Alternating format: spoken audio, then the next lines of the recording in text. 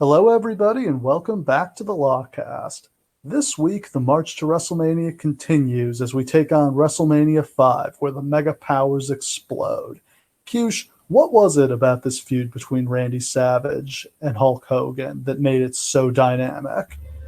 I don't know if there had ever been a story in wrestling like this before. Obviously, for most of us, our knowledge of wrestling kind of doesn't go back further than like 1980. So I don't really think that there was, but to have a storyline where you have the two top baby faces in the company having an issue and they're both right and they're both wrong, and to watch a relationship deteriorate like that, I'm not sure that two main eventers had ever had an on-screen friendship this high profile before, and to watch it fall apart in real time was something incredibly special. It's funny because Vince McMahon loves to be like, oh, we're entertainment, we tell stories, we make movies. This is one of the only truly like cinematic stories I feel like they've ever told. Yes. And they did an incredible job with it. And it's one of those things where you couldn't tell this story today, or at least not this well, because you have too many opportunities to tell it.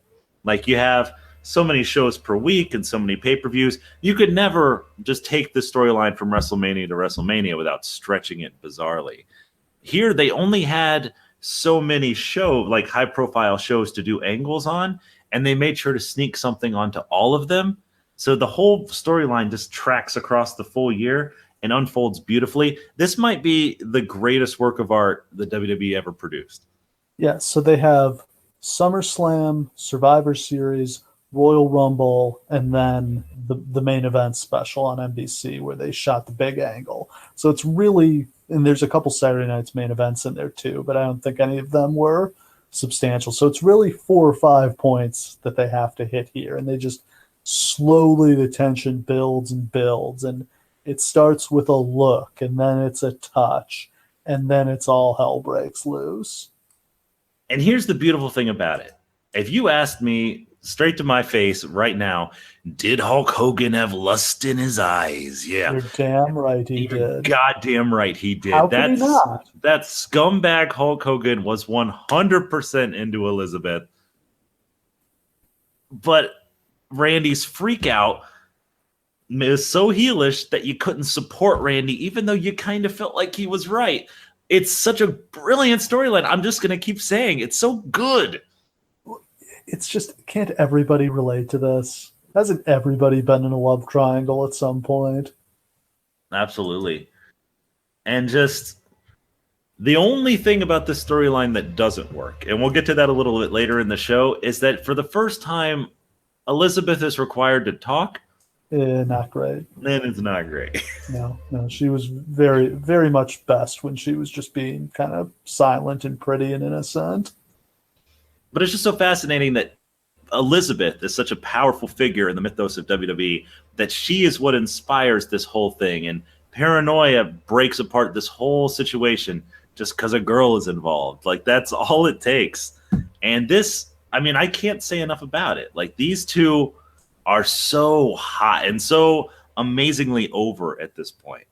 Isn't it crazy that it feels like they never did anything like this again? Like, they didn't. I can't ever think of a time they put, that had the two top baby faces kind of team up and then explode like this. And I'm probably forgetting something, but also it's not like they ever did a lot of kind of more serious romantic storylines. The other one that jumps out at me is Shane and Test feuding because Shane didn't like that Test was dating Stephanie, and that was another one that was everybody can relate to that.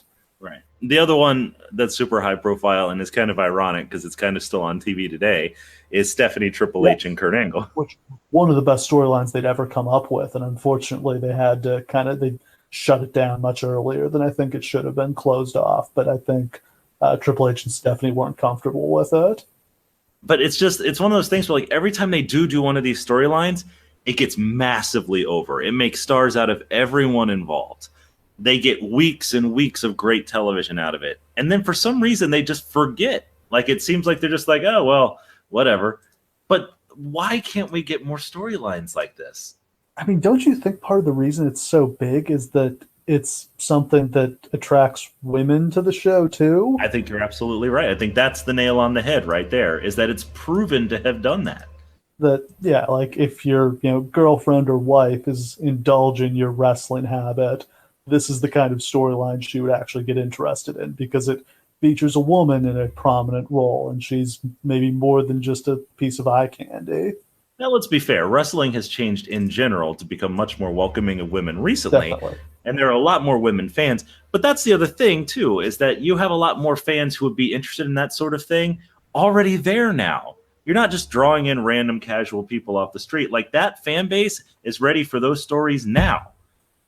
And this kind of goes into one of my larger complaints about wrestling these days, is that there's really very few interpersonal relationships between the wrestlers on screen. Like, John Yes. Cena doesn't have any friends. No, baby faces are not allowed to have friends. The Shield are friends, but that's only with each other and not with. And only occasionally will that be acknowledged. It's impossible to imagine Roman Reigns having an on-screen romance with one of the women. Like, it's just because it would be terrible. It would be terrible. Watching him try to emote. I mean, this is, I think, one of the fundamental problems with Roman Reigns, that there's just a lack of emotional range there. I would just love to see like Randy Orton, Roman Reigns, and like Natalia have a love triangle of no emotion whatsoever. Total tangent, but do you remember when they did a 1 week storyline where Kane beat up somebody because he thought they were dating Kelly Kelly? Yes. And it turned out it was actually Randy Orton. Yeah, they were going to do something with Kelly Kelly and Randy Orton, weren't they? Yes. They had hooked up and he had humped and dumped her, and Kane was obsessed with her.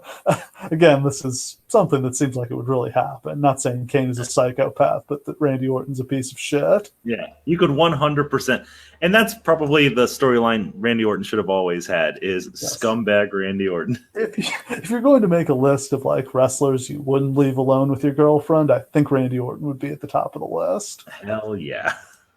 So back on topic. This storyline is, as we said, amazing. And this feud between Savage and Hogan to me is so fascinating because the storyline and the reality are the same thing.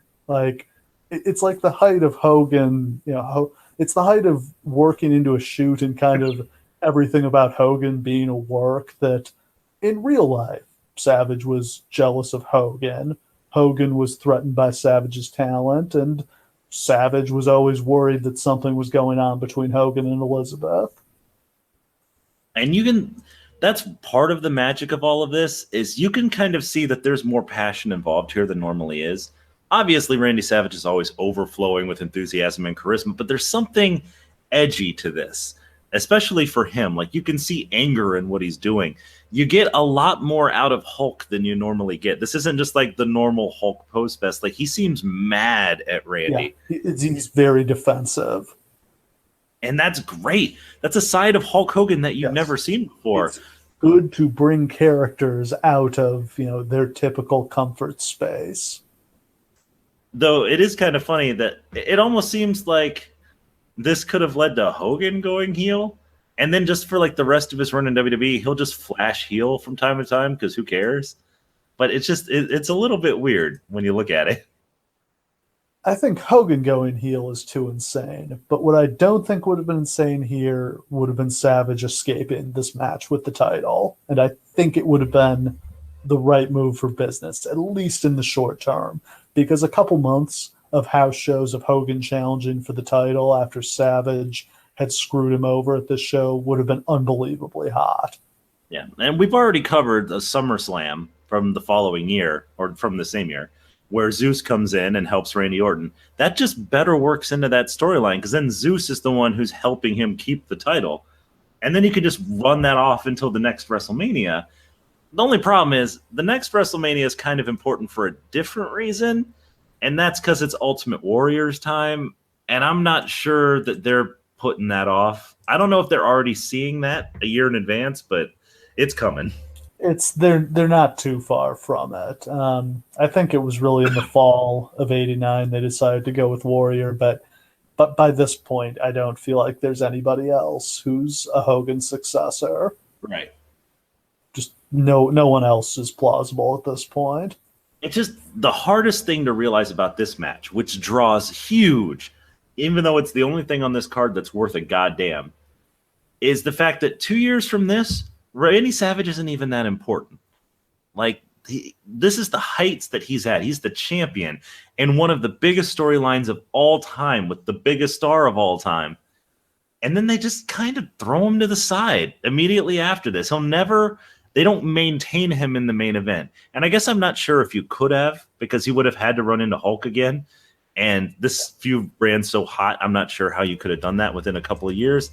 But it sucks that Randy doesn't wind up getting all that much out of this. Yeah, I mean, I think some of it, not having Elizabeth, I think hurts him. He's just not the same without her. As much as I love Sherry and think that was a great pairing too, it just didn't have the same type of magic. The Macho King gimmick was fun, but I think just it was a toned down, less threatening version than kind of the out of control animalistic Savage that we're getting here. Right. So, of course, they're back in Atlantic City. Trump wrote another check. They've somewhat renovated the building this year. They've basically hung some Christmas lights from the ceiling. Yeah, is that one of the tackiest things that you've ever seen in your entire life? Christ, this arena is shit. It looks so embarrassingly gross. Yeah, it's like a gigantic bingo hall. And it basically is, because it's Atlantic City. Now, what I will give them is that they must have more people in here, because it looks like there's a ton more people in the arena this time around. Yeah, they renovated the arena to add like 2,000 more seats. I think part of the reason it looks so big is the floor is gigantic. Right. It doesn't go up the way a basketball arena does. There's only kind of a few rows at the back. So there's just masses of people sitting on the floor. So it kind of looks like a dome, even though it's just sort of a regular sized arena. And once again, because this is the Trump Plaza, everyone has to walk downstairs on their way to the ring. And I think 6 different people trip and almost fall on their way down the stairs. I do kind of like the stairs. It's different. Carpeting is gross. That is true. The carpeting is absolutely disgusting. The yellow carpeting that looks like it's in your grandparents' basement. Yeah, I do like the steps. Same way I loved the Lucha Underground arena where they come down the steps. Mm-hmm. It's something different. When they had to carry King Haku's whole thing down the steps, it looked really impressive. Yeah. So, I mean, the big, I think, expansion in '88 is they're running more pay-per-views now. They've added SummerSlam in August. They've still got the Survivor Series at Thanksgiving. And then they've taken the Royal Rumble to pay-per-view in January. So they're up to the big 4, and they won't add a 5th one until King of the Ring in 1993. Now, a lot of people have always said that they should have just kept it at 4. Are you one of those people who think that would have been better for business long term? Oh, no. They made so much money selling more pay-per-views. The lessons of wrestling to me are people will always pay more and they'll always buy more. Whenever they would raise the pay-per-view prices, the theory would be that the buy rates would drop, and they never did. Like, there's a limit to how high the prices can go, but I think it's a lot higher than people think. As somebody who paid full price for a lot of shitty-ass pay-per-views, let me tell you, they could have raised it to 100 and I would have kept paying. Yes, there are a lot of dumb people out there. I'm one of them. And instead they've gone in the opposite direction, and now they give their pay-per-views away for free. Appreciate that, by the way, WWE. Really appreciate that. It's the rare case where the consumer won. But did we? That's a topic for another time. Yeah, we get like shitty in your house long pay-per-views instead of shows we actually want to see. So just like last year, WCW counter-programmed with a free Clash of the Champions special. This is the one with the epic 2 out of 3 falls match between Ricky Steamboat and Ric Flair. They go 57 minutes. Steamboat wins 2 falls to 1. an absolutely amazing match. If you've never seen it, you need to watch this match. One of the greatest of all time. Yeah. Easily one of the greatest matches of all time. I am not an NWA WCW guy. Steve is one of the two of us that's really into that stuff. This match translates across anything to anybody. It's one of the greats. Yes. But the show didn't really succeed because they didn't promote this match on TV at all. George Scott, being incredibly old and seemingly having Alzheimer's, fearing that if they promoted the match too much, it would kill their house show business, which I understand is an argument for not doing the match, but once you've booked it, you have to promote it. It's just, it's one of those things where, like, as technology changes and the industry changes, if you have the wrong person in charge of your company, it will set it on fire. Yeah. It's just, if you don't know how to steer into cable and you don't know how to steer into pay-per-view and you don't understand that house show business is not going to be your primary source of income, but a lot of people just didn't fully understand that. And we've kind of covered how that's probably the number one reason that Vince won, is because he's the only person in the industry who seemed to get it. Yeah, Vince understood cable, understood pay-per-view. Yeah, WCW, despite being owned by a TV company here, is not grasping kind of what's important for them. And their house shows were drawing like shit anyway. If you've listened to any of Cornette's podcasts where he'll go like show by show through his books of like how much they were drawing, it'll be like, oh, and then we were in Rochester, New York. House was $2,000. Our payoff was $250, and that's virtually every show from like '89 on. No house show draw in this era. Yeah, you can't really blame them. And then they would never really change that ever for like the rest of the history of WCW. House shows were not even in the late '90s. They didn't really draw well for house shows. I mean, when they were absolutely on fire, they started to, but never kind of to the level they should have been. I was always surprised that WWE didn't kind of learn a lesson from that, though, because despite the fact that they weren't running house shows, they were just putting all their focus into their TV product. I can't even say they're putting the focus into the pay-per-view product. They were just putting their focus into their TV product. That's a large part of the reason why they were so successful with it, is that they were just focusing on this one aspect instead of spreading themselves thin.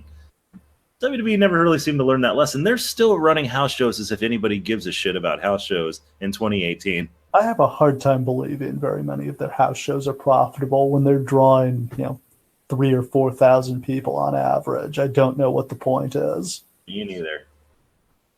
So this Clash of the Champions draws only a 4.3 rating compared to a 5.6 the year before, and most embarrassingly, they draw barely 5,000 people, which wouldn't normally be a disaster, except this show was held at the Louisiana Superdome.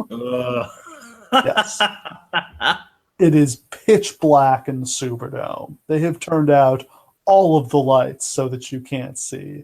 And Jim Ross on commentary is trying to sell, oh, well, we got a massive crowd here in New Orleans. People as far as the eye can see. And this is what, like 5 years after Bill Watts drew like 50,000 in the Superdome? Yeah. Just New Orleans has totally dried up at this point. Oil bust has killed the local economy, and also WCW is just not hot at this point. Just an absolute disaster. Never should have tried to run that arena. Woof. Yeah, I mean, just you don't run a dome unless you can at least come close to filling it. It just even if you draw 25,000 people in a Superdome, it's still going to look bad. Oh, absolutely. In fact, it will look worse because then you actually have to show those people because a lot of people came and it's not enough. Yeah. So, I mean, as far as the build, it's all about the Mega Powers. Hogan and Savage first team up in the fall of '87 when Savage is getting beaten up by the Honky Tonk Man and the Hart Foundation on an episode of Saturday Night's Main Event. Elizabeth runs backstage. She brings out Hulk Hogan. He makes the save, and they do their infamous handshake, and the Mega Powers are formed. So the very first moment. Now, I can't remember if it was Savage who showed the video of all of the various moments that Hulk Hogan had tried to betray him in his mind. But the very first one is this night where they lift Elizabeth on their shoulders and Hulk Hogan puts his hand on Elizabeth's ass. Seems innocent, but was it?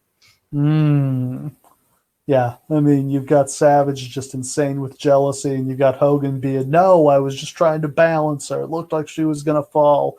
He totally grabbed a handful of that Oh, ass. and who wouldn't have? But like, yes, he absolutely did. I guess the real debate of this storyline is, was Elizabeth feeling Hulk Hogan? I mean, Randy didn't treat her well. And I think that was actually part of the storyline, is that a lot of people at the time wanted her to leave Randy for Hulk. He was being an abusive dick. A better suitor than George Steele. Yes, that's definitely the case. And it actually is funny how it's a similar storyline to the one they ran with George Steele. Yes. At WrestleMania 4, as we covered, Hogan helps Savage win the title, cuts off Andre the Giant's interference, hits Ted DiBiase with a chair, and sticks around to celebrate rather than give Savage and Elizabeth the moment to themselves. He just wanted to celebrate with his friend. He was just there to be nice. Of course. They're the best of friends. They beat Andre and DiBiase at SummerSlam when Elizabeth takes off her skirt to reveal the largest pair of panties you could possibly find. Not the bikini we were promised. Not at all. Not even at all. Yeah, that was not going to happen, it turned out. Savage was not going to be cool with that. But this the lust in his eyes moment? This is the look. Yeah, this is the look that just, he's is it pride in how, beautiful and strong Elizabeth is, or is it lust? Lust in his eyes. At Survivor Series, Hogan, Savage, Hercules, Hillbilly Jim, and Coco Beware defeated Akeem, Big Boss Man, Haku, the Red Rooster, and Ted DiBiase.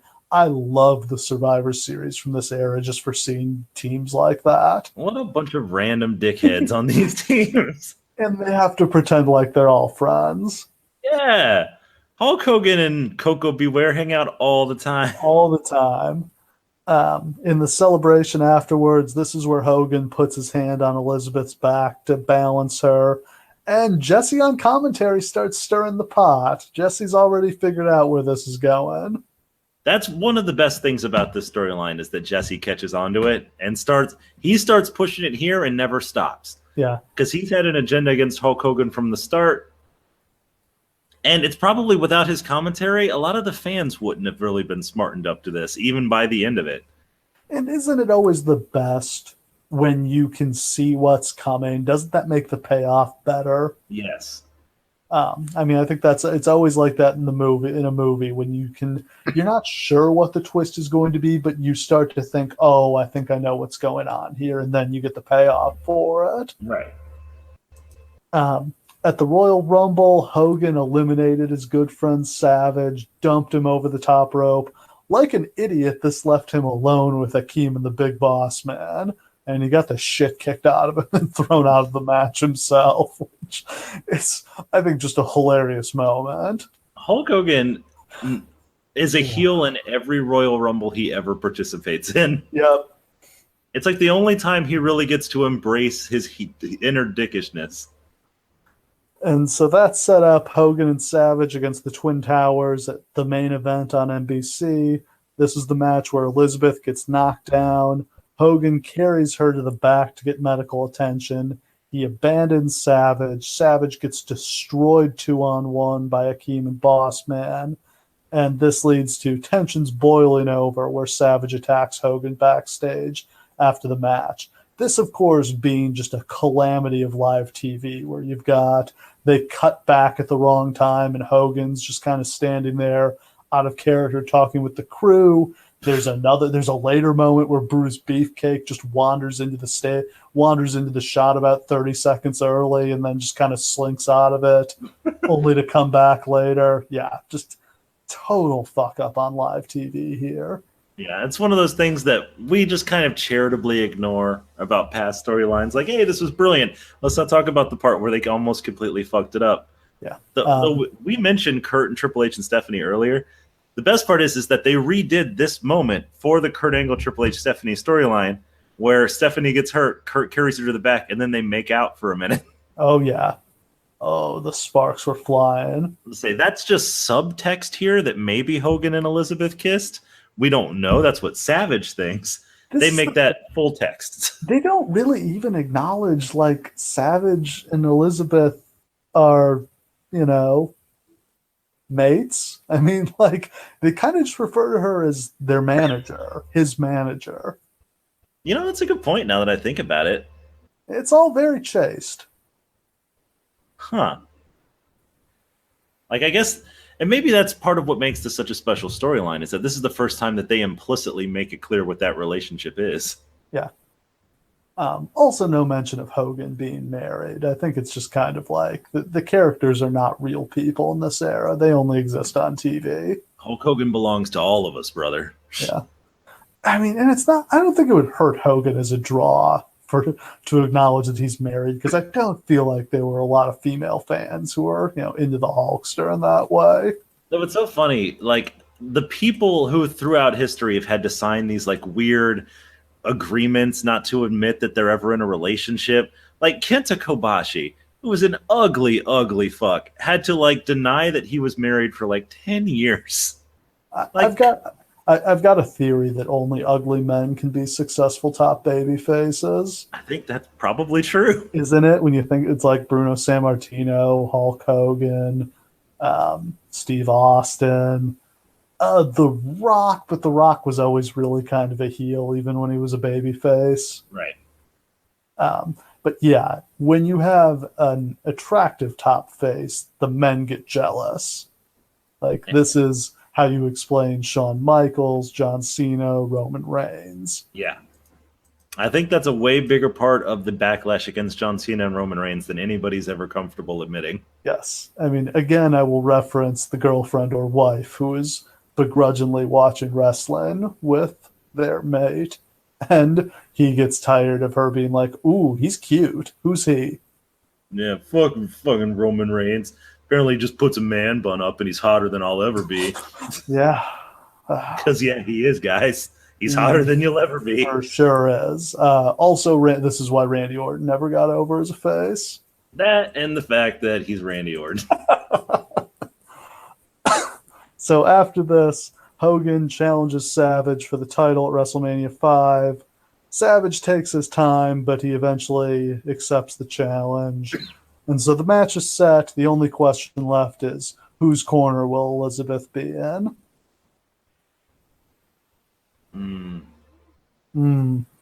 We'll see.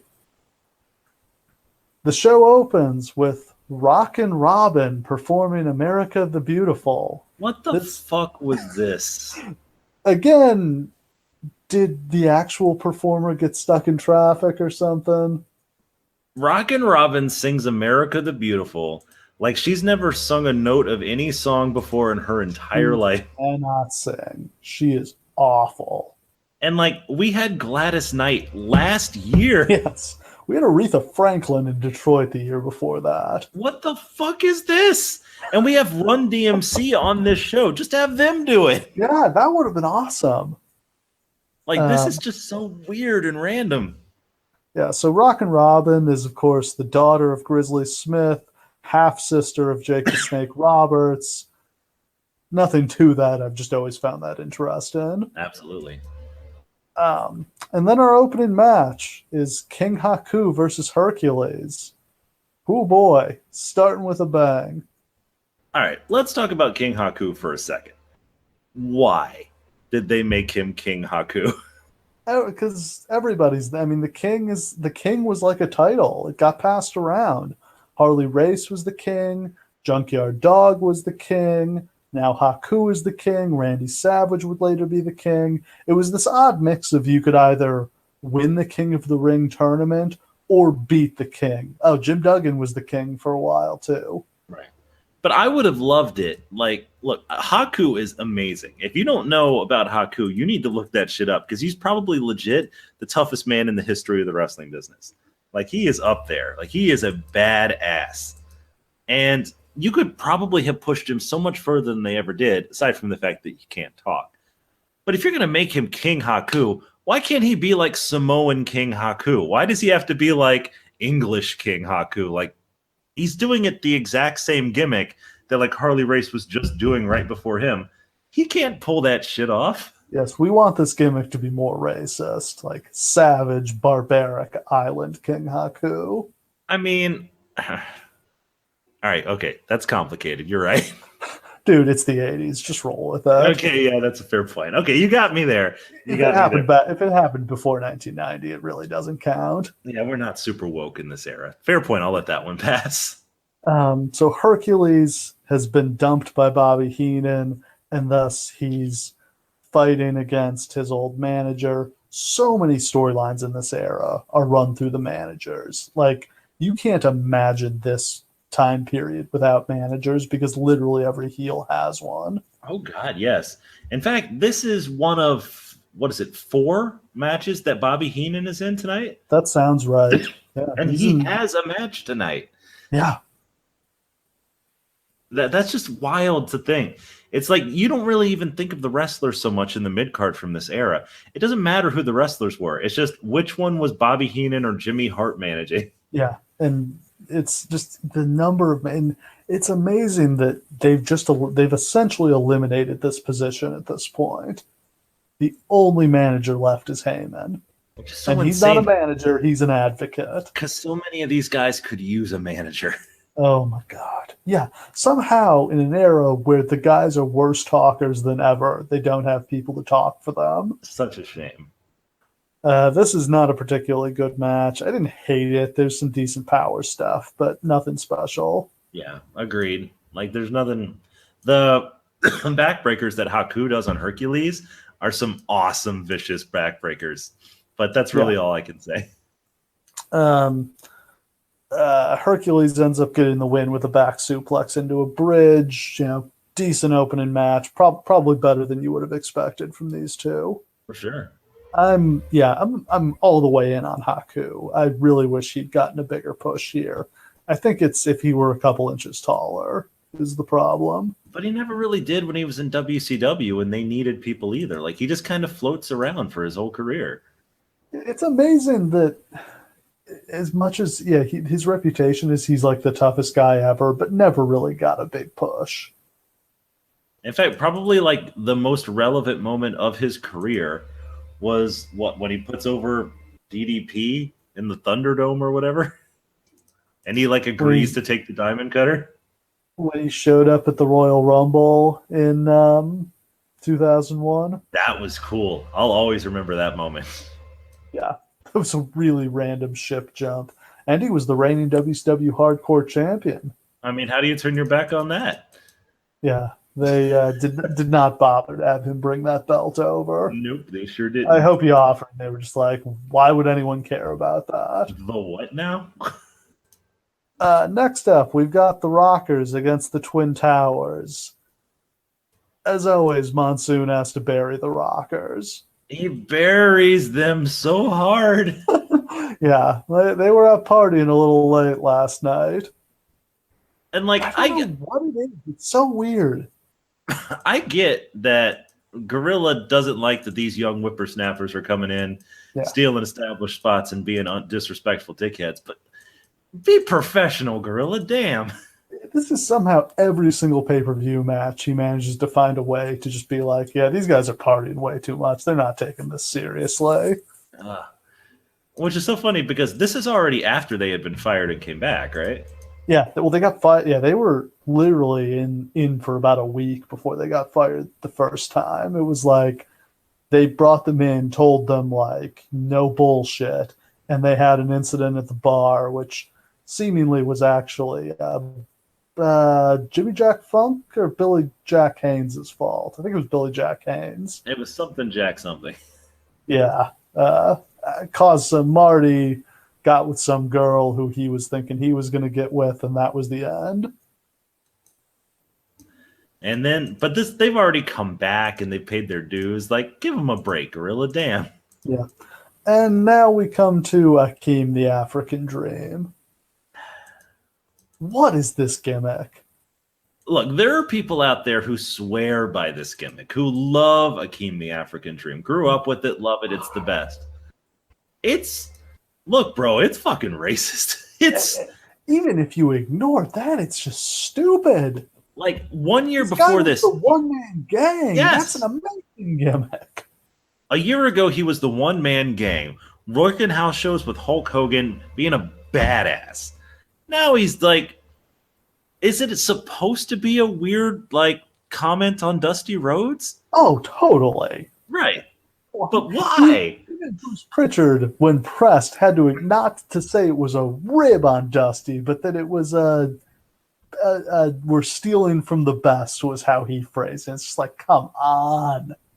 Yeah, And like, this is something playing to an audience of Vince McMahon. This is one of those like the people writing the show thought it was funny. yeah, let's put a gimmick on him where he acts like he's black because haha, Dusty does that. Dude, Yeah. what? Yeah. So, I mean, the Twin Towers are still a good tag team, but man, the Big Boss Man and the One Man Gang would have been terrifying together. Yeah, it's weird to see Bossman and Akeem together because they have nothing in common. Yeah. Nothing. Whereas with, the Boss Man and the gang, it's like, oh, the crooked cop teams up with the criminal. Yes, that's brilliant. Maybe they met when Boss Man was a prison guard and One Man Gang was doing some time. That's such a good idea, and there's something to that. And it seems like they create this team when it was the one man gang, or did they just randomly wait until he was Akeem? It feels like he was barely ever the one. It's just he turns into Akeem so fast. He's One Man Gang at WrestleMania 4, and by Survivor Series, he's Akeem. I've never gotten the full story of what happened there. Weird. Yeah. A shame because I think he was a really great talent and could have had a much better run without this gimmick. Agreed. The Rockers get a really nice pop. This is a good match. The Rockers are using their quickness. Those tag team specialists are able to compete with the big boys. And I was just thinking while I was watching it, at some point Jesse says something along the lines like the cliche that you've heard a million times before, like, Gorilla, they're going to have to, the longer this match goes, the more it benefits the smaller guys. And I was like, I wonder if this is the first time anyone ever said that. Because at some point that cliche has to start, right? Yeah, I mean, it could be right. They're not that small. Like, I mean, I feel like today Shawn Michaels and Marty Jannetty would both be like two relatively big guys compared to most of the roster. But for this era, they're so tiny. Yeah, just being 6 foot makes you like, what the fuck are you even doing here? Yeah, somehow wrestlers have shrunk dramatically. Jannetty gets caught on a leapfrog. He gets destroyed. There's a miscommunication by the Towers. Michaels tags in. Jesse rightly complains that the Rockers are breaking the count, but the referee is not enforcing the rules of tag team wrestling. That's true. Akeem levels Michaels with a huge clothesline. Bossman tags in, goes to the top rope, but misses a headbutt. It's crazy to watch the Bossman fly like that. He is such an unbelievable athlete. It's like... Here's the thing that's crazy is when he came back in the Attitude Era, he had lost, like, I swear, 100 pounds, but his back was bad, so he was immobile at that point. Right, he was the wrestler then that you would have expected him to be at this point, just like a slow, plodding, like vicious badass. I love Big Boss Man. One of my dream tag teams would have been like him and Bam Bam to get like a run together as like these high flying big dudes. Like they could have done that. Him and Vader had some good matches in WCW. Yeah, that sounds good. Yeah, just a guy that size moving like this is crazy to watch, especially in this era where, most guys are pretty much slugs.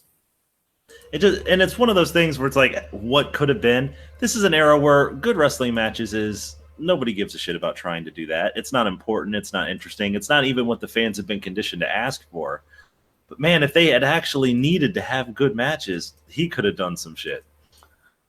Bossman sets up for what looks like a power bomb, but he gets tricked by Jannetty. Double missile drop kick by the Rockers.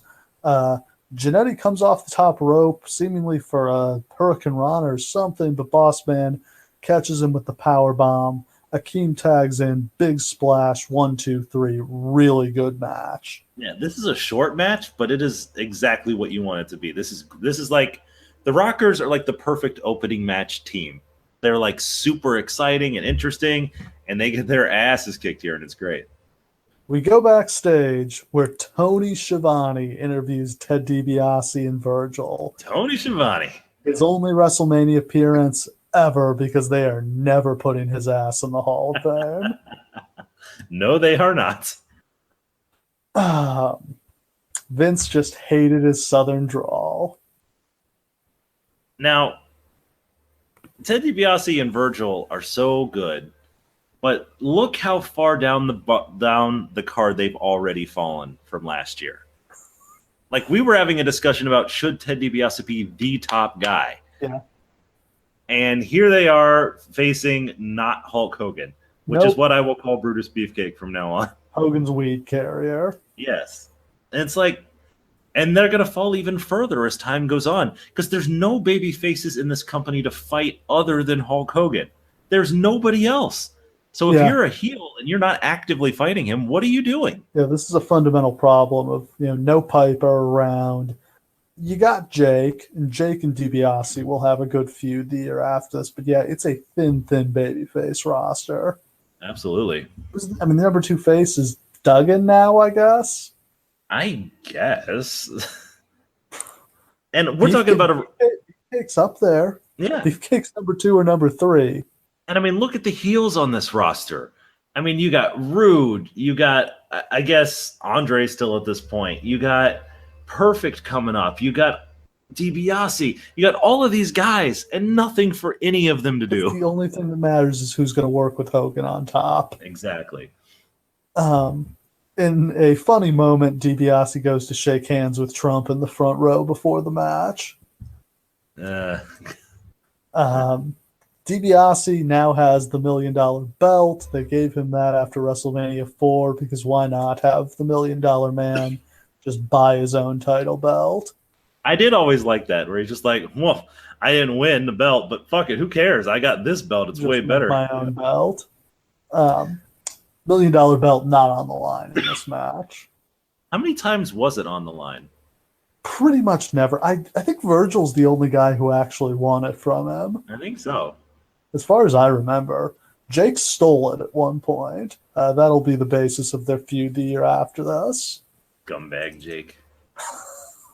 Beefcake controls early. DiBiase keeps bailing. DiBiase gets in a cheap shot and takes over. They do a double clothesline spot. Both guys are down. DiBiase gets Beefcake in the $1 million dream, but Beefcake gets to the ropes. Beefcake turns things around, gets DiBiase in the sleeper. Beefcake gets distracted by Virgil and breaks the hold. They go to the floor. This is where I noticed that the ring apron's WrestleMania 5 sign is clearly just the same one that they used the year before, but they scratched the I in the Roman numeral off. Yes, they did. What a weird thing to skimp on. Why not just get an apron that said WrestleMania? Man, that's a great point because he could have just used it every year. I don't know. Which they will eventually start doing. It's almost like nobody remembered to actually buy a new ring Until apron. the day of. Yeah. It was like, oh shit. They fight on the floor and they get counted out. A pretty good match with a shitty ending. Why can't Beefcake ever get beat? I'm not sure who does more jobs during this era, Hulk Hogan or Brutus the Barber Beefcake. Jesus, Brutus the fucking Barber. Like, literally every match that he has goes to a double countout or a disqualification or something like that to, I guess, protect him. And here's the thing. We've mentioned this on the podcast before. Brutus Beefcake was over. He actually was. He was Hogan's best on-screen friend, except for Randy Savage for a brief period. And the fans like him. They pop for a sleeper hold. It's just, his matches may as well not exist. Like, it's nothing ever happens in them. There's never a conclusive finish. They never go anywhere. None of his feuds ever really end. Yeah. Nothing happens. It's just, all the worst tropes of 80s booking are present with him. Just like everything bad about wrestling from this era follows Brutus Beefcake around like a shroud. Oh, We get a clip of Lord Alfred Hayes trying to interview the Bushwackers at the Biceps Bagels. What the hell is it called? Bagels, Biceps, and something brunch. I didn't realize it was at that. I thought they were just showing another part of the arena. And I was just like, why are they just like eating pancakes and shit right now? Pancakes, but long before the New Day did. They were literally just, okay, here's the Bushwackers. If you haven't gone back and ever really watched the Bushwackers, they were originally a team from New Zealand that were hardcore badasses. Like basically they would bleed buckets every single night, spikes to the face, that whole deal, right? That true like 70s style old school hardcore wrestling. And then they brought him in, and I don't know who had the idea of saying, like, let's take these super weird, scarred-up New Zealand guys and turn them into a comedy tag team. All they do is they go around doing the Bushwhacker dance and licking people. Lots of people who did not ask to be licked. There's a lot of sexual harassment suits going on there. Yeah. And just eating stuff. That's all of it. All of it. They're crazy over. They're so over. The crowd loves these guys, and they do this for years and years. Like, I didn't realize that they were in the company this early because they're still going to be in there, like, through the early 90s. Yeah. 93, 94 even. They were still there when I started watching all the time.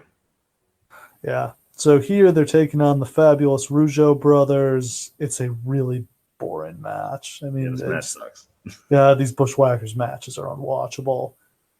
The Bushwackers have one spot, the battering ram spot. Yeah. The Rougeaus lose here clean in it ends up, I guess it went 9 minutes, but still, like, this felt like kind of a burial for them. But was it clean? Because it's really weird, because at one point I think Raymond is being pinned and Jacques runs in and like stomps stomps on the Bushwhacker to break up the pin, and it just doesn't break up the pin. Yeah, like he stomps on him and it just doesn't work. I've never seen that before. I know. You can breathe on a guy and he goes flying off them usually. Yeah, that was so weird. He just gets stomped on. He's just like, whatever, I'm just going to keep pinning this guy. Yeah, the Rougeaus looked like shit here. They did. Next up, we've got Mr. Perfect against the Blue Blazer. Yes, it's Owen Hart in the WWF in 1989. This is a good goddamn match. Oh, God, what a combination. I can't believe Owen didn't get over as the Blue Blazer. Doesn't it seem like a perfect gimmick for this era?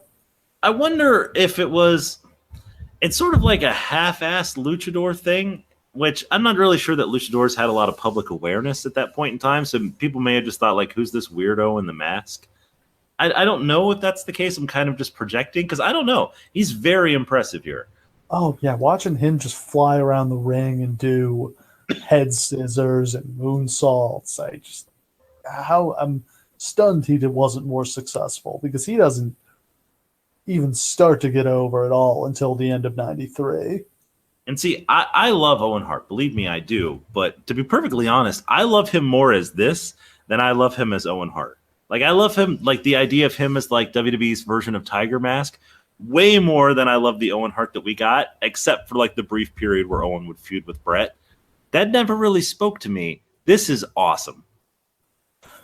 So the announcers comment on Hennig coming out in a singlet. This is the debut of his, I don't know if I'd say iconic, but his signature singlet. He'd been wearing trunks before this, which never looks right.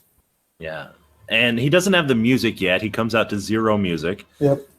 Which I think he's the only one on the show who does. Very few. Yeah, I mean, almost everybody has music by now.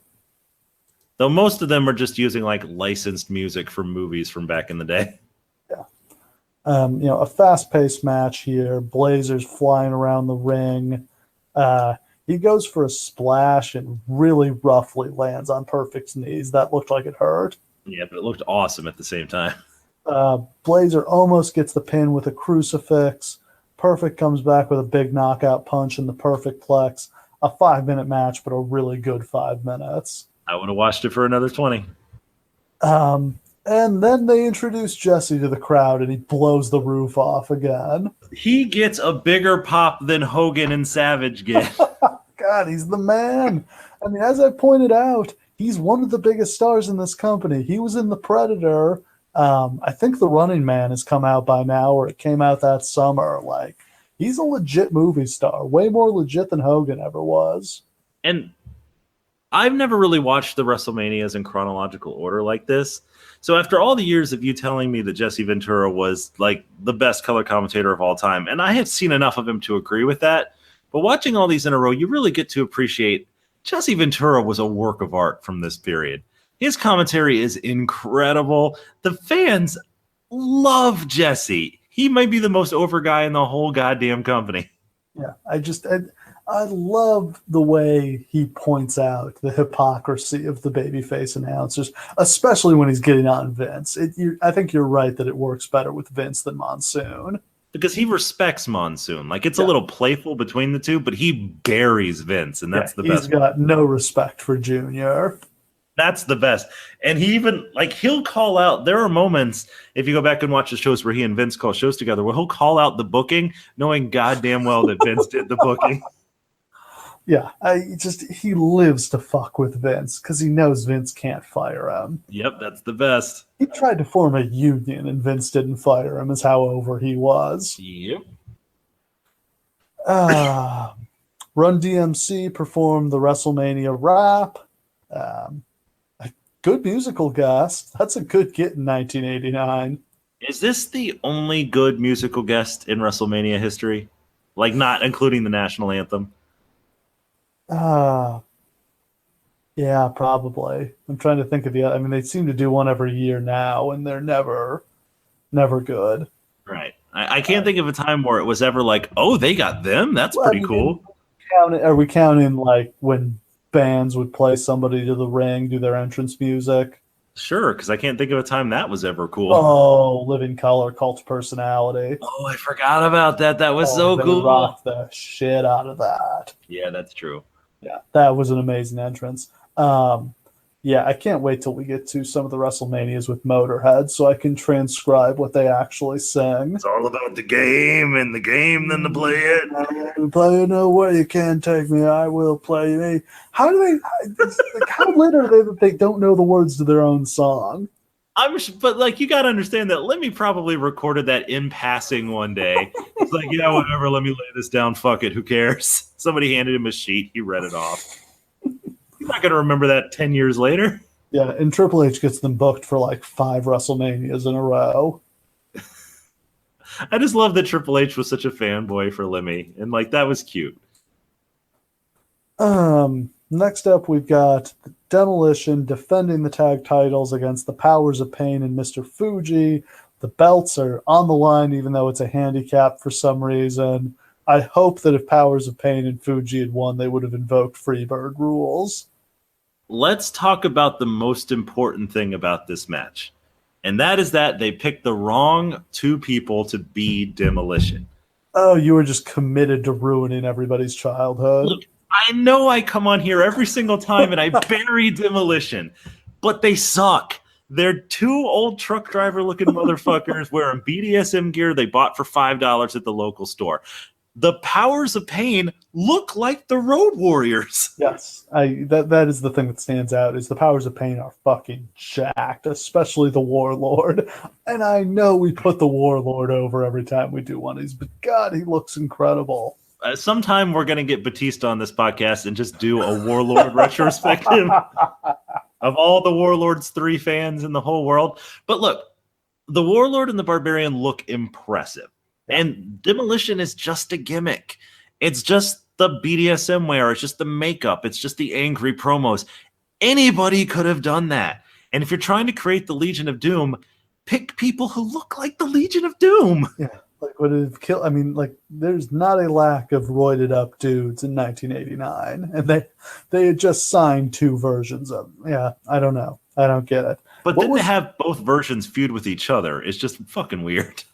I think Fuji was the most impressive part of this match. He's probably in his 50s, but he was moving and looking good here. Fuji was getting it. I did love that.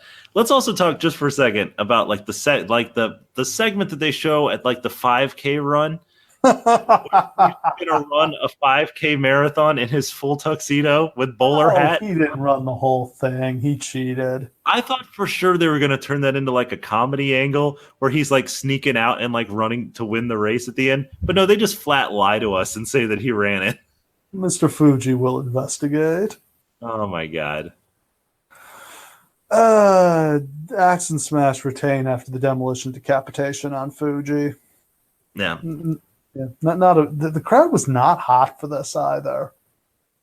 No, when are Demolition over? Because we've done a lot of shows. They were over last year when they were kicking the shit out of Strike Force. That's fair. It's just like I always hear about how amazingly over Demolition was, and we've done a lot of Demolition shows, and not a lot where people give a shit about their matches. They're over at 6 against Andre and Haku. The crowd's really behind them. Okay. Backstage, Tony Schiavone tries to get into Randy Savage's locker room and can't do it. Nobody's letting that slapdick in the door. I actually really like the storyline because Savage is so unhinged at this point that he just comes barreling through the door, shoving the cameraman down and shoving Schiavone. Like, he feels like an insane person who's just letting loose, and that gives us a lot of credibility. Next up, we get possibly the worst matchup possible in this era. It's Dino Bravo against Ron Garvin. These guys both suck. Were they feuding over that haircut? What the hell is this? What's the modern day equivalent of this match? It would have to involve Big Cass, because if we're going to do something terrible, it has to involve Big Cass. The modern equivalent of this match would be like Big Cass versus Kane. Like, no. We'll probably get that at WrestleMania. Oh, don't even say that. Like Ron Garvin isn't even really a thing in the company at this point. Like, he's just kind of there. He doesn't even get an entrance here. Dino Bravo is only here because Vince is obsessed with the idea of having a star from Montreal. Yes, you need a Montreal guy to draw money up there. So that's the only reason why Dino Bravo gets like a whole 5-year run here. And whatever. He'll eventually get murdered by the mafia, so whatever. They shoot him like 15 or 16 times, I think. He was up to some shit. Yeah, he was involved in smuggling cigarettes or something, and the drug cartel moved in, is what I've heard. Oof. Yeah, he went down bad. Jimmy Snuka is introduced by Howard Finkel before this match, and he gets a full entrance. This is Snuka's return after being gone from the company since 85, I think. He does not get a gigantic pop for having been gone. This is one of many terrible Jimmy Snuka comebacks. And like, he's already kind of a relic at this point. Because he got started late. He was pretty old even during his run, like 82, 83, when he's the actual top guy. I think he was already well into his 30s at that point. I think so too, yeah. And I mean, he's not, when he eventually comes down off the steroids a little, it turns out that he's not very good. This is a terrible match. Bravo gets the win with the side slam, and Garvin roughs up Frenchie Martin after the match. Terrible. No reason for this match to happen. This show has 14 matches on it. Yeah. You cannot tell me with a straight face that this match needed to happen. 14 big matches here in the event center. Next up, things get much better. We've got the Brain Busters against Strike Force. Yes. God, I wish Arn and Tully had been around longer in the WWF. I mean, they're a weird fit, but they're so good they make it work. Like, everybody they don't have music either, because they don't need music. Everyone understands that Arn Anderson and Tully Blanchard are good wrestlers. Mostly, though, they didn't really work tagging with each other. Like, they worked with each other as part of the Four Horsemen. But mostly, Arn was teamed with Ole and then later with some other people. And you say Ole? Ole! That's how I've always pronounced it. Hispanic now? I've always pronounced it that way. Ole Anderson. Ole Anderson. He would hate that. But mostly, and Tully Blanchard was like the Intercontinental Championship level guy. Watching them team together, though, it looks like they've been teaming for 50 years. Because they're two of the best wrestlers ever. They're just studs in the ring. Arn Anderson may be the best wrestler who ever lived. I think he's the best tag wrestler. He was a great singles guy too, but it's just like everybody he teamed with, it was awesome. With Gene Anderson, with Ole Anderson, with Tully, with Zbyszko. He made Larry Zbyszko look good.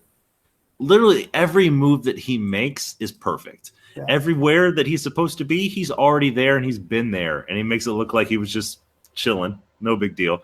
Like, he makes it look so easy. Yeah. Killer promo, too. Yes.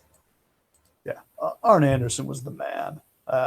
One of the most, I mean, like, obviously well respected, but still one of the most underrated of all time. Absolutely. The fact that he never won the WCW title when a bunch of scrubs did during the 90s, travesty. So this is Strikeforce's first time teaming up in months. Martel was gone for most of '88 because his wife was sick. I don't remember what the kayfabe. I think it was a kayfabe injury. I think they had Demolition take him out. Right. I think so too. Strikeforce dominate early. Martel gets Arn in the Boston Crab. Then he and Santana lock in stereo figure fours. The referee gets distracted. Arn gets a cheap shot. We get heat. Tito throws Arn off the top rope. He goes to tag Martel, but Martel is acting like he's still hurt and won't tag in, and then he walks away. This is the exact same thing they did with Jason Jordan at the Royal Rumble. Yes, it is, and I think it was leading to the same thing. Yeah, till turned out Jason Jordan had fucked up his neck. Yeah. And this is the end of Strikeforce and the beginning of Rick the Model Martel, thank God. And then they go backstage for an interview, and Rick Martel is furious with Rick Martel. He is so disappointed in him. And Rick Martel has never cut a good promo in his life to this point. Not as the AWA champion, not as part of Strikeforce. He's a shit promo. But here, he's feeling it. And you can tell he's always wanted to do this. This is who he is. He's a bad guy. He's just one of those guys who's meant to be a heel. And like, he's just like, Santana's his chemistry was off, his timing was off, and he got what he deserved. And it's like the whole time Gene is just talking over him. You son of a bitch! How could you do that? God, Rick Martel was even into WCW in '98 when he showed up for that quick run before he got hurt. He was money. Yeah, it's kind of a shame they never kind of weaponized that into being like, he should have gotten a run with Hogan. But unfortunately, like, there's only so many people who can. I think he's big enough to work Hogan. Well, maybe if there was a second person to wrestle who wasn't Brutus the fucking Barber Beefcake. Yeah. Okay, so next up we get a really long and strange segment. Yeah. They're teasing a Roddy Piper return. Instead, we get Brother Love coming out in a kilt and bagpipes. And then years before we got to hear Bruce Pritchard's great impersonations on his podcast, we get Pritchard doing Roddy Piper, like interviewing him, quote unquote. It is not good. Crowd is not into it. Crowd doesn't get it. I don't think that people thought that Piper was actually going to be here. So I'm not sure that they thought that this was going to pay off in anything. So it doesn't get any heat. They're just like, why are you making fun of Piper? And then Morton Downey Jr. comes down. For the crowd, please tell us who Morton Downey Jr. was. Morton Downey Jr. was like a shock jock radio host out in, I think, San Francisco, who then got a TV show, which was really popular here in the late 80s. You know, kind of, in some ways, a bit of a Rush Limbaugh before Rush Limbaugh, like less politically focused, but just, you know, a kind of conservative shock jock. Got it. So natural heel. Yeah, no, and like this was a legitimate celebrity get. That show was really popular, like a bit of a kind of a Jerry Springer show before Jerry Springer. He comes down, they talk a little shit, and then Piper shows up. So it's Piper's first appearance since WrestleMania 3. And he is one of the only three people who get a pop on this whole show are like Piper, Hogan, and Ventura. Yeah, I didn't comment on it, but yeah, the crowd was dead as shit tonight. Again, I think this was just like no amount of money Trump was paying them was making like having to sit through these brutal shows worth it.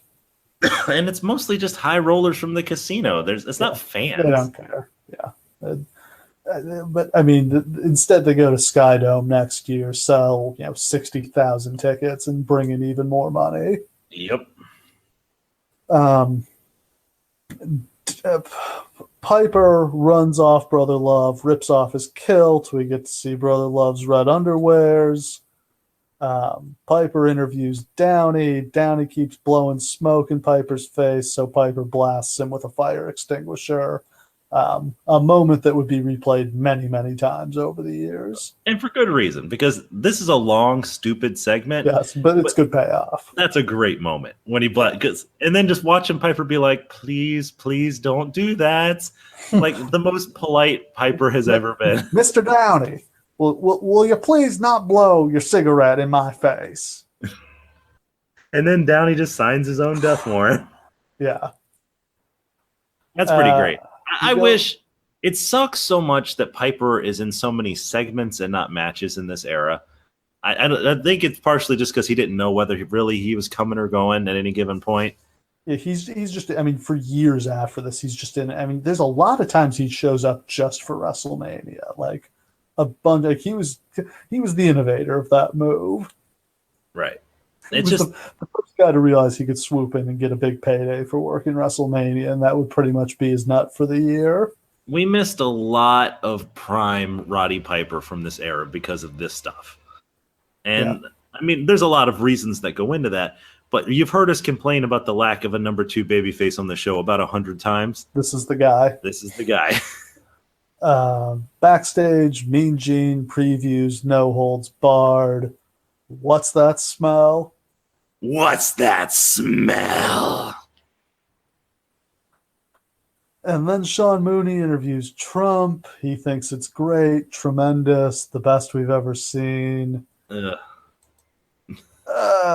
Jesse then goes on a rant about Hogan being in a movie. Yes. This was something. This is the best part of the show. How dare he step into Hollywood, gorilla? Let me tell you something, Hulk Hogan. Hollywood is my domain, but I can see why you're doing it. You're doing it, Hogan, because you're going to lose to Macho Man. And when you lose to him, you're going to have no job, Hulk Hogan. So you're going to come out into Hollywood, try to invade my territory. It ain't big enough for both of us, Hogan. But if you want to come out, I'll give Hogan a job in Hollywood. He can drive my limo. Let the record show that if this had been the go-home promo for a match between Ventura and Hogan, it would have drawn huge money. Oh, my God. Jesse could have been such a star as a wrestler in this era. This is a go-home promo for a match that never takes place. It's so weird. He's just showing off. I mean... He just wants to remind everybody he's the man. It's so good, though. That's like... I think it's also he knows his time is running out, so he's given even fewer fucks than before. I just love the idea that on WrestleMania, that somebody can just be like, hey, I want to cut a promo on the main guy. Yeah, block out 2 minutes for me. Like if JBL was on commentary, he was like, hey, hold on. I want to cut a promo on Roman. Okay, go for it.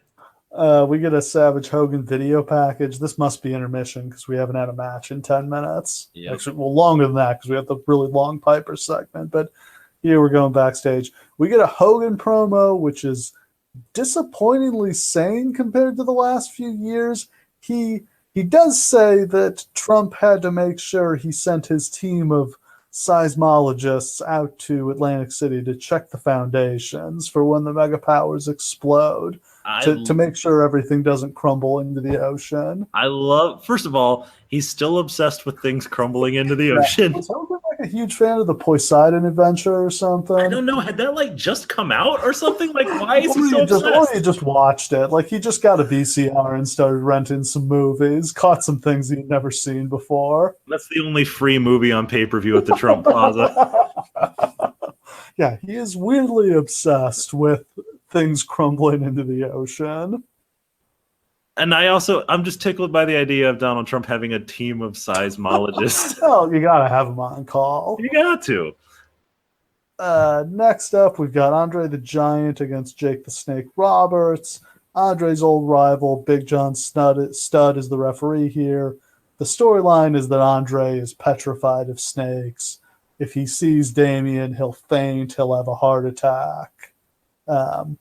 Reasonably entertaining physical comedy. It's such a good way to go with the storyline because obviously Andre can't do much here. No, Like he's getting rough. He shouldn't be doing singles matches anymore. So they're going to make this all like a comedy match, and that's smart. So Andre immediately slips the turnbuckle pad off and slams Jake face into the exposed turnbuckle. This has always annoyed me in wrestling, the idea that hitting that tiny little thing on the turnbuckle is somehow going to knock you out. I mean, yeah. Especially, like, I don't know, even if it were made out of, like, titanium, like, it still wouldn't matter because you're not going to hit it with your face very hard. Yeah, it's like the size of a quarter. Meanwhile, guys get slammed into the ring post, and that doesn't finish them off. Right. That's why they seem to have updated that. They don't do that anymore. Now they go like through and like hit the big metal thing covering the turnbuckle, like the rail. Like that's a way better spot. Jake makes a comeback, but Andre shuts it down. Jake makes another comeback, knee lifts, some jabs. Now Andre hits the exposed turnbuckle. Jake tries to bring Damien in. DiBiase shows up, swipes the snake, runs away. Meanwhile, Studd and Andre get into it in the ring, and that's the finish as Andre is disqualified. Yep. I mean, what did you really expect from Andre at this point? Honestly, this match went longer than I thought it possibly could. It goes almost 10 minutes. I mean, they do some stuff. Tony Schiavone interviews Sherry. She rips on Rockin' Robin singing. Well-deserved. Oh, my God, yes. That just means she has ears. Next up, we've got the Hart Foundation against Greg Valentine and the Honky Tonk Man. They are not billed as rhythm and blues yet, and they have not made Valentine dye his hair yet. And yet, Greg Valentine still looks like there's anywhere on the planet he'd rather be. He clearly hates this team. And it's not a good tag team. Like, no, it's a bad fit. And like, why would they give this? Feels like a rib on Valentine. Like that they're gonna make him do this dancing and singing thing he's clearly not into. But like, there's no more room left in the company for Valentine. I don't know why he's still there. I mean, Honky too. I'm surprised is still there. I figured I was expecting he'd drop the IC title and be gone. I mean. And if they had cut Valentine, clearly, like, NWA, WCW would have been happy to have him. I don't know why they just didn't do that, except maybe for that reason. Yeah, just to keep him away from Crockett. Right. The Hart Foundation have turned face. They dominate, including an impressive slingshot shoulder block by Neidhart. Brett hits a backbreaker but misses the elbow drop. Monsoon references Valentine losing weight, which is at least the second time we've heard that during a WrestleMania broadcast. And he's still fat. Stop saying that. Fatter than shit here. He looked good at WrestleMania 1, not so much anymore. I mean, this is like 5 years later. Yeah. Honky hits the shake, rattle, and roll, tags in Valentine. Valentine drops the shin guard, so you know things are getting serious, but Brett trips him. Brett hits a crossbody, but Honky's kick-out sends him all the way out to the floor. Valentine and Honky continue to double-team Brett. Brett makes a hot tag. We get a big drop kick from Neidhart. Scoop slam and an elbow drop from Brett. Snap suplex. Honky goes for Jimmy Hart's megaphone, but Neidhart gets it. He throws it to Brett. Brett hits Honky for the win. A pretty good match, but I kind of wish they'd found a better team for the Hart Foundation to go against. Yeah, I mean, there's a lot of great tag teams still around, even at this point, when, God, and they're just kind of strapping any two people together that they can find and turning them into tag teams. And even still, it's like the best tag team era of all time. It's crazy that we never got the Hart Foundation against the Rockers in a real big match. Well, they were going to do it. They had that one match on Saturday Night's Main Event where the rope broke, and so they cut it out. How different history might have been had that match actually taken place where we could see it. It's because so strange that the Rockers won the belts there. And it's like, oh, we can't air the match. And then Vince is like, let's not put the belts on them then. Like it feels like they're what? punishing the Rockers for their ring breaking. Yes, it was their fault. God damn it. Yeah, we'll do it later. It's They should fine. have used their willpower to keep the ring from breaking. We've got for the Intercontinental title, the Ultimate Warrior defending against Rick Rude. Warrior much bigger and more over this year than he was last year. He's really come into his own. Oh yeah, and this is great. And I love Ultimate Warrior versus Rick Rude matches. Yeah. It might be the only Rick Rude that I really love, but he's such a great foil for Warrior. This really seems like what his reputation is based on, that he had good matches with, like he carried Warrior to good matches. Is kind of when people are talking about what a great worker Rude is, it's always him and Warrior that they're referencing. Right. And I think maybe it was just that they had a lot of chemistry, and maybe they just got along really great in real life. Because as I think we pointed out when we did that SummerSlam, Warrior sells for Rude in a way he never really sold for anybody else. I wonder if he respects Rude because Rude is the only guy on the roster with a body as good as him. That might be the case, but like Warrior is bumping for Rick Rude here. Yeah. Amazingly, Heenan has never managed a champion before this, as is pointed out on commentary. That's incredible, considering he manages half the roster. They've sadly lost the rights to Rick Rude's actual theme, so they dub in a different one on the network now. And it's okay, but it's not the same. Not the real thing. Rude wants these high-rolling Atlantic City sweat hogs to keep the noise down. Never has the word sweat hog been more accurate. Yeah. Rude tries to kick Warrior before the bell, but he accidentally kicks the IC title belt and hurts his foot. This is one of my favorite spots in wrestling history. I've never seen this before. Stupid ass Rick Rude. Ultimate Warrior is wearing the title belt as a title belt. Rick Rude tries to knee him in the groin, hits the belt, busts his leg up, and sells it. He comes back with a missile drop kick a few minutes later, so the injury is not permanent. But that was a nice looking missile drop kick. Oh god, yeah, it was. Warrior hits 2 scoop slams and a bear hug. Rude makes a comeback. He hits a pile driver, but his back is hurt. He's slow to make the cover. Warrior hulks up, hits the shoulder tackle, a face buster. Rude is just bumping everywhere right now. It's kind of like Rick Rude is the babyface in this match. Yeah, I mean, he's just getting bounced around by Warrior. As we pointed out, Warrior cannot show vulnerability as a character, so he's not going to sell. Yeah. And I mean, he takes bumps here, and it's important to realize that he sells a lot, relatively speaking, for a Warrior match here. It's important to note that before this, I'm not sure he had taken 3 bumps ever in the company. So he probably bumps more here than he did against Andre. Warrior misses a charge into the corner. Rude goes for the Rude Awakening, but Warrior powers out. Cool Jesse spot. says, imagine the psychological devastation. God, I love Jesse. Trump actually got into this match. That's how you knew it was good. I'm sure if you had just looked into the thought bubble in Trump's head, he just imagining his head on Warrior's body, and that's how he saw himself. Hey, that's me out there. Warrior clotheslines Rude to the floor. Rude goes to climb back in. Warrior tries to suplex him in, but Heenan grabs Warrior's foot. Rude falls into a bridge. Heenan holds the foot down. 1, 2, 3. Rude pulls the upset. Awesome finish.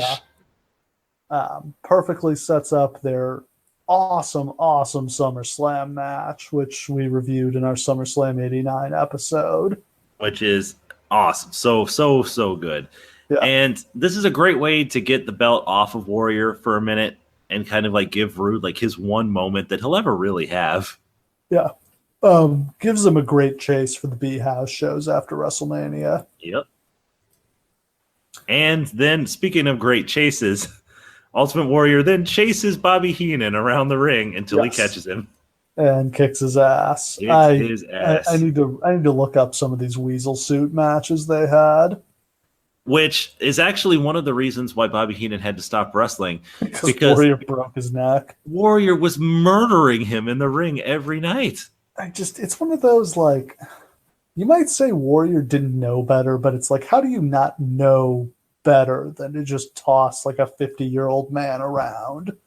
But if you look at like the way that he does certain moves, like he doesn't know how to do moves. Oh, he was he was just reckless. He was unsafe. I can't remember who said it, but at some point, like somebody did it, like a documentary about it, where he's just like, yeah, you know how normally when people like go to put you up for like a power slam, they'll like grab you by the thigh. He just grabbed your whole dick and balls in his hand and lift you up into the sky. Oh. Next up, we've got Bad News Brown against Jim Duggan. Do you think somebody's doing a job in this match? God, I hope so. No. No. Bad News Brown doesn't do no jobs, and nobody's going to convince him to. Why does Bad News Brown work here? Why? Because he likes the money and hates everything and everyone else. But here's the thing. Like, it's not like he's Piper, where he's like super popular, so okay, he doesn't have to do jobs. He's not even that important, but you can't beat him ever. I think everybody's afraid of him. I think it's a good point. I think who's going to give him his termination notice? Nobody's volunteering. Yeah. Andre was afraid of him. For good fucking reason. Yeah, we're talking about a judo Olympian. Yeah. Bronze medalist at the Montreal Games, one of the few Olympic medalists in WWE history. Him, Angle, and Ronda Rousey are the only three I can think of. And Ronda actually in the same event, judo. Yeah. Lots of punching. Bad News misses the ghetto blaster. 3-point stance clothesline sends Bad News to the floor. Bad News brings in a chair. Duggan gets the 2x4. Both guys are disqualified. 3 minutes. Move on. Now, I would say that this match makes sense because you have to have the cool down match before the main event. That's just a historical tradition. But there's still another match. Yep. So, no, you didn't have to have this.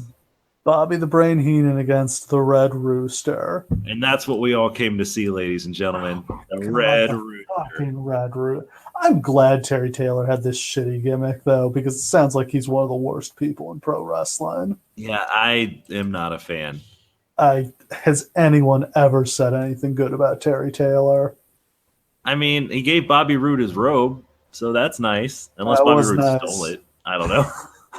I hope he stole it. You've probably heard about how stupid the Red Rooster is, but until you've seen his stupid ass hair, you won't believe how stupid it is. Like, it's hard to believe a group of adults thought this was a good character. And here's the thing. It's not just that his look was his character, or that the rooster thing was his character. His character was that he was a brand new wrestler who didn't know shit, who Bobby Heenan literally had to tell him what to do every minute of his matches. How is that supposed to get over? It seems like it wasn't. But it's crazy to think they would sign somebody and intentionally make them look like shit, but sometimes that just seems like the most obvious explanation.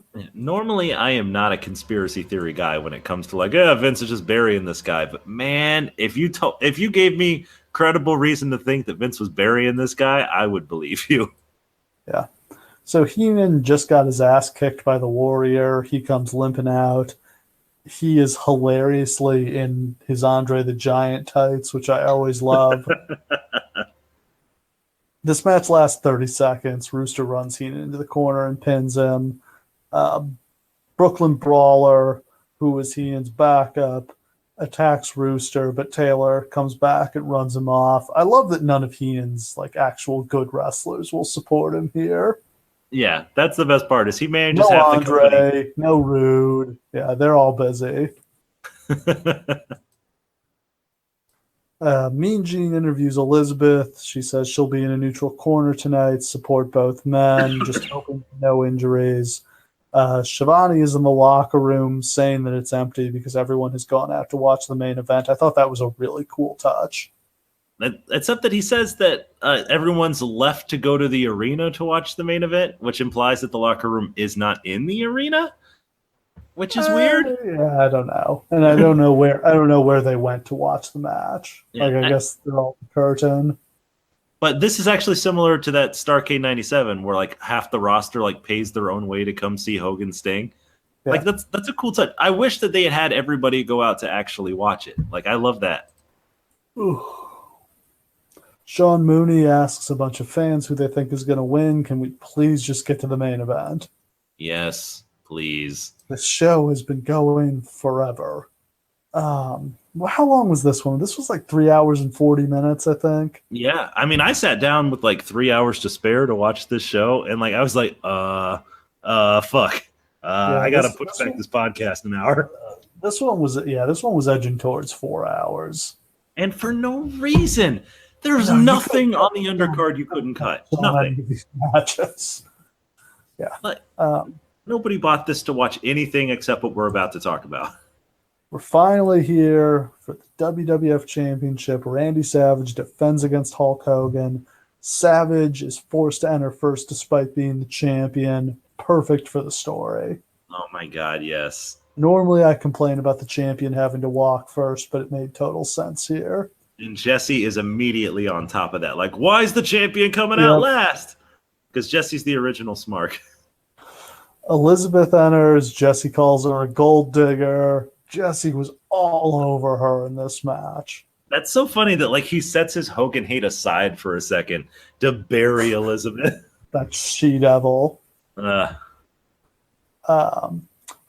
Jesse is just blasting Hogan for coming after Savage's woman too. This is one of his best matches. Absolutely. He's on fire. And it's made a little bit worse that like Elizabeth cuts that promo explaining like it's supposed to be to explain her position here, but she doesn't. Like she expresses no opinion whatsoever about what's going on, and she never really does. And I understand that the idea is not to portray like where she'll wind up or whatever, but it's wishy-washy, and Jesse's right to like bust her down for it. Is there any intrigue here that she could turn on either of them? As the match goes on, like she defends in both of them and checks on both of them throughout the course of the match. But if I was during that era, I don't think I ever could have possibly believed that Elizabeth could turn heel. At least not intentionally. And I think that's the hottest thing they could have done, would have been if Elizabeth had screwed over Hogan. Especially if she had done it by accident so she could stay a babyface. Like Savage just got in her head and she just could not help her man. Yeah, you put the heat on Savage then instead of her. Right. But yeah, like she's been manipulated into it by Savage. And she doesn't want to be a heel, but biggest asshole. And then you can still do the whole Macho King thing and just have it be with her and she hates it. The problem is, does she eventually have to wind up with Hogan if you do that? No, that would have been gross. Right?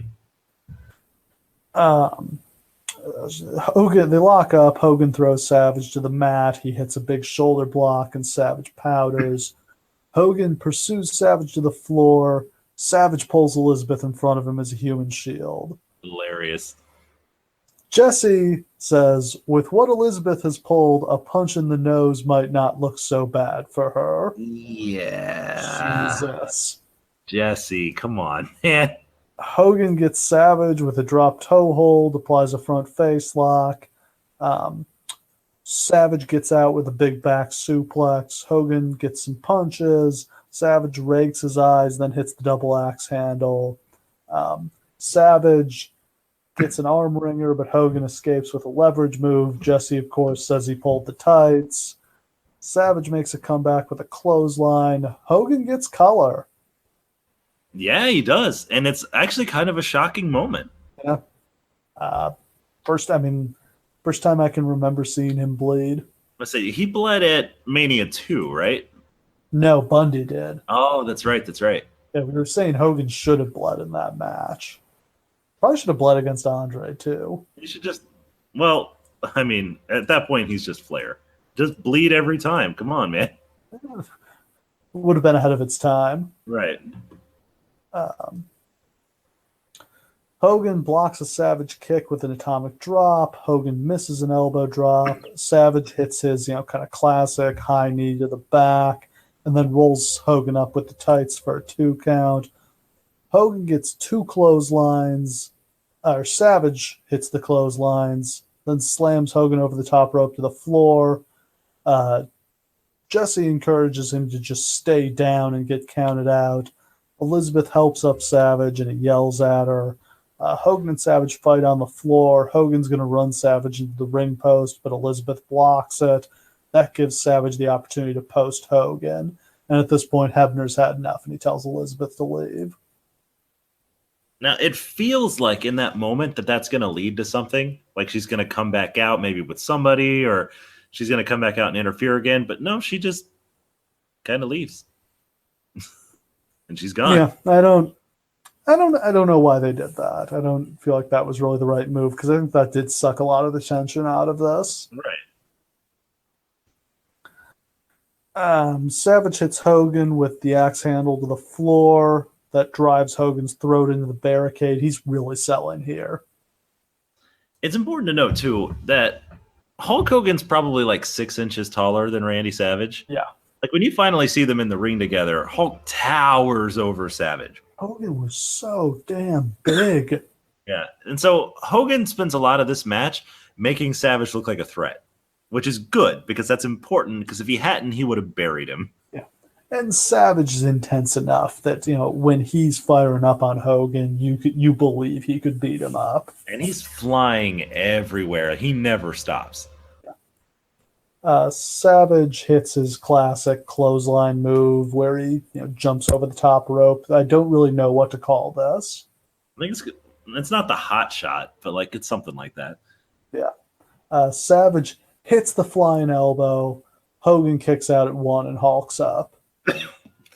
And this is my only problem with this. Not a fan of this at all. This is my only problem with this match. This absolutely should have happened. He should have kicked out at 1, hulked up, dropped the leg, and Randy should have kicked out. Ooh, that's pretty bold there, brother. I know that's coming from our era where that's what you do in matches like this, because that just keeps driving the intensity higher. And the point is to have the best possible match, which is not necessarily the point of this. I understand all of that.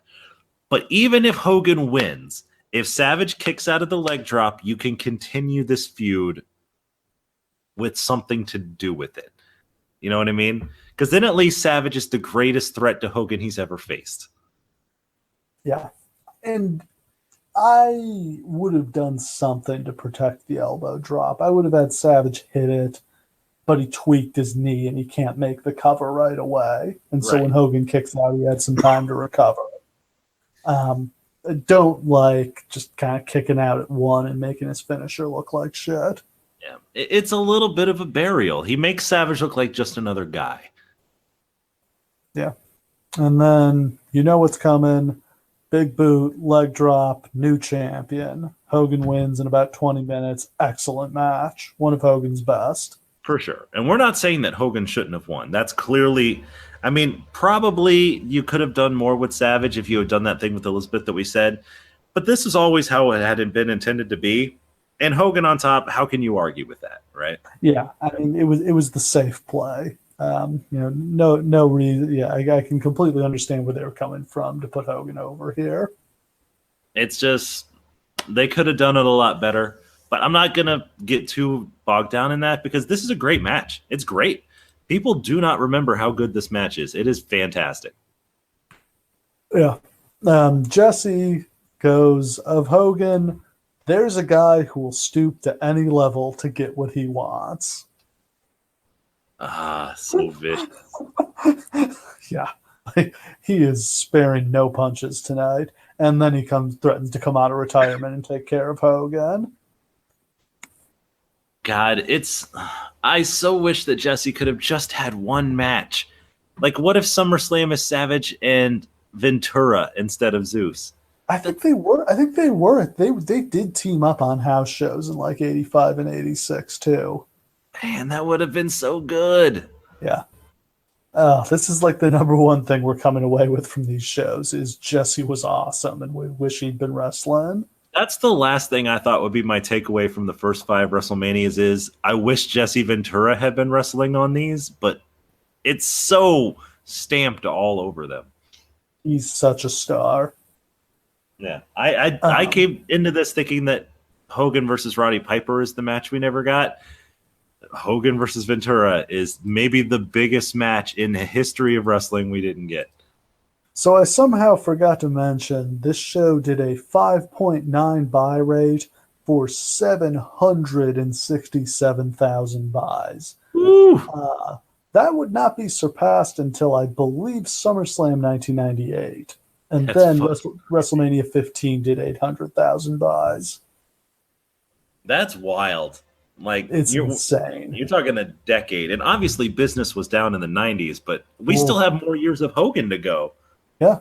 They don't even come particularly close to this for a long time. The next time they come even close is WrestleMania 14. And that's why we spent so much time talking about this particular storyline is obviously we like to go into detail about storylines and stuff, but this whole show is based on this one match, which is built with this amazing storyline. And there's a reason why it drew so outrageously more than they had any right to think that it would. It's incredible. Yeah, and it just sort of feels like they never did anything like this again. Like, when is the next time they did something that you felt like was this kind of long-term and meticulously planned out? 1993. With Owen and Brett? The Tatanka and Lex Luger. Of course. Yeah, somehow that was not quite as successful. Nope, not quite as successful. Oh, yeah. I mean, so Hogan wins. He poses down. The status quo is restored. But the Ultimate Challenger is lurking. The Ultimate Challenger. I can't wait until we cover that. Across the galaxies of space, patterns begin to emerge. Okay, so when we do the promos of Hulk and Ultimate Warrior next time, do you want to be Hulk or you want to be Ultimate Warrior? I think I'm a better Hulk. Okay, I'm going to work on my Ultimate Warrior. The Vince opening to WrestleMania 6 is amazing. Oh my God, I can't wait. It's next week. It's the Ultimate Challenge, one of the most iconic WrestleManias. Hulk Hogan versus the Ultimate Warrior, title for title. One of the probably Hulk Hogan's best in-ring performance of all time. Yeah, I would say so. Warriors. Do you like Hogan Warrior or Warrior Savage more? I am a Hogan Warrior guy, but I totally get the other side. Yeah, I'm a big fan of both. God, Warrior did have some really good matches. It pains me because I'm always on board with Barry and the Warrior, but he had some really good big matches. He could be carried if he liked you. Yeah, and he wasn't going to hurt you. Yeah, it's just don't let him grab your dick and balls. Yeah, I can't wait to talk about the Ultimate Challenge next week. Probably, I mean, among the most iconic WrestleManias, but also kind of a box office disappointment, and we'll get into the reasons behind that. Oh, yeah, and that'll probably be our unofficial Ultimate Warrior podcast, too. It's title for title, or was it really? Because Vince McMahon hates that idea.